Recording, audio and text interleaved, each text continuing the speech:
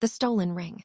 Once, King Krishnadvarya was holding a grand celebration in his palace. The festivities were lavish, with guests from far and wide attending. Among them was a wealthy merchant who had brought a beautiful ring as a gift for the king. The merchant was quite proud of the ring, as it was said to be made of pure gold and encrusted with precious gems. After the event, the merchant went to his room, only to realize that his prized ring was missing. Panicked, he rushed to the king and reported that his ring had been stolen. King Krishnadvarya, known for his love of justice, immediately ordered an investigation. He summoned the royal guards and officials to search the palace, but despite their best efforts, the ring could not be found. The merchant, distraught and worried about the consequences of losing such an expensive ring, suggested that someone in the palace might have stolen it. He pointed out that since there were many guests at the celebration, it was possible that someone had taken the ring during the event.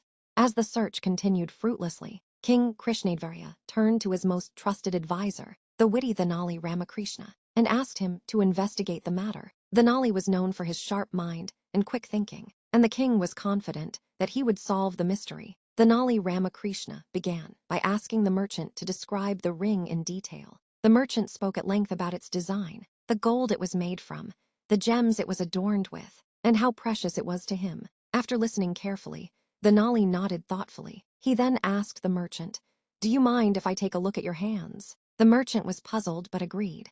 Thenali examined his hands closely, then smiled and said, "I see no sign of your ring being here." The merchant confirmed that the ring was indeed missing, but what was more important was that it was nowhere to be found. "Now, allow me to check the ring again. I might find a clue to its whereabouts," Thenali said. Thenali made a dramatic gesture as he raised his hands, acting as if he was in deep thought. Then he suddenly pointed to the merchant's finger.